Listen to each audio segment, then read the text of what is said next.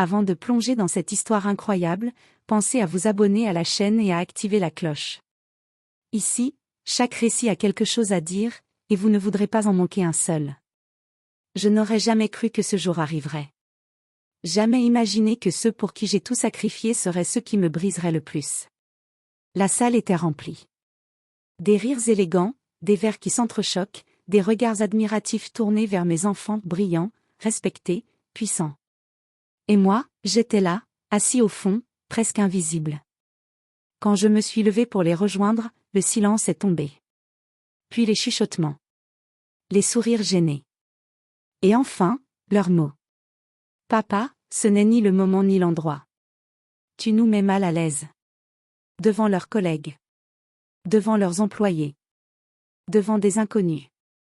Ils ont nié mon rôle. Ils ont minimisé mes sacrifices. Ils m'ont traité comme un fardeau, comme une honte à cacher. Personne n'a osé me défendre. Personne ne savait qui j'étais vraiment.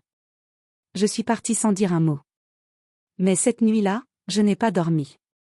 Parce que ce qu'ils ignoraient tous, c'est que cette entreprise, c'était moi. Que chaque contrat, chaque bureau, chaque salaire existait grâce à une seule décision prise des années plus tôt, la mienne. Et le lendemain matin, à 8 heures précises, j'ai convoqué tout le monde. Ce jour-là, personne ne riait plus. Et certains ont compris, trop tard, qu'on n'humilie pas un homme. Sans en payer le prix. Je me souviens encore de l'odeur du cuir et du champagne. Le genre de soirée où chaque sourire est calculé, où chaque poignée de main vaut des millions. C'était le gala annuel de l'entreprise. Leur entreprise, du moins, c'est ce que tout le monde croyait. Mes enfants se tenaient au centre de la salle, impeccables dans leurs costumes sur mesure. On les appelait les visionnaires, la nouvelle génération, les futurs leaders. Moi, j'étais arrivée seule. Costume simple. Chaussures usées. Pas de badge VIP. À l'entrée, une hôtesse m'a arrêtée. Vous êtes avec le service? Non, je suis le père des fondateurs.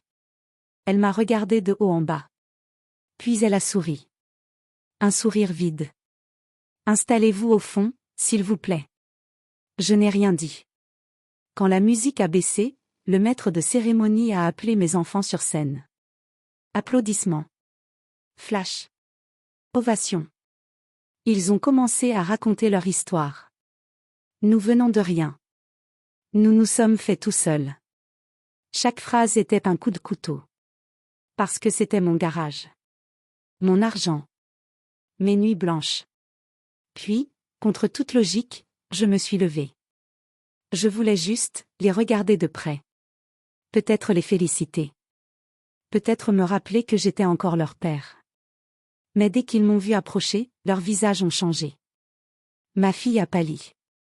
Mon fils a serré la mâchoire. Papa, qu'est-ce que tu fais ici? A-t-il murmuré. Tu ne devrais pas être là. Je me suis arrêtée. Je voulais juste vous dire que je suis fière de vous.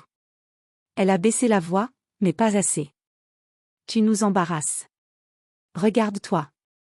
Des rires étouffés autour. Des téléphones levés.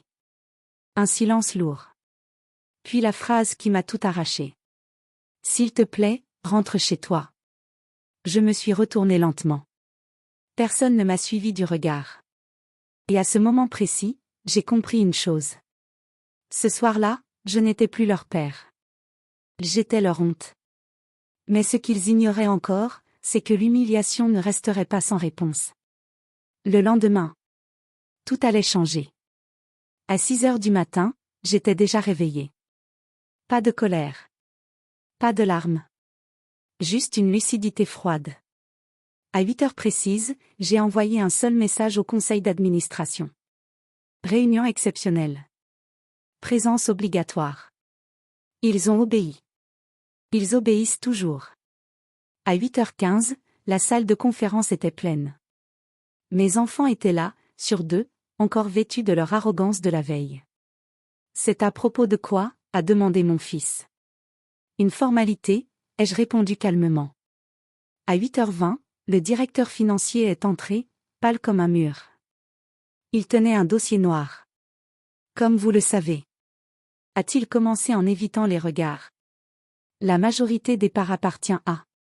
Il s'est arrêté. La salle est devenue silencieuse. À monsieur. Je me suis levé. Pour la première fois depuis des années, tout le monde m'a regardé.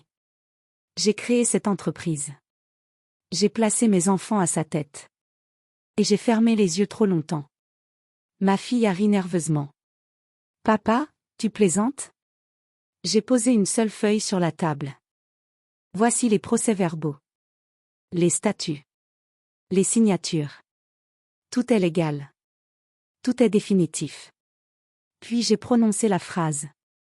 Celle qui a fait trembler les murs. À compter de maintenant, vous êtes tous licenciés. Un à un. Cadre. Directeur.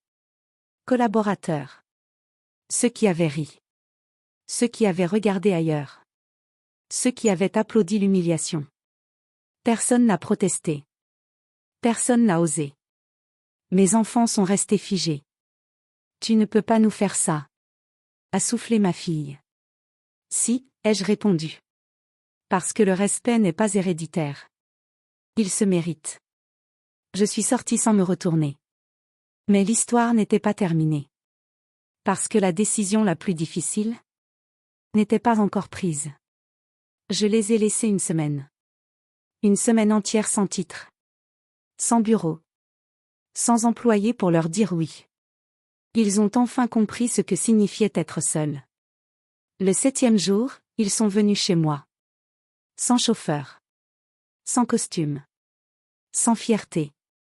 Ma fille a parlé la première. Papa, on a eu honte. Pas de toi.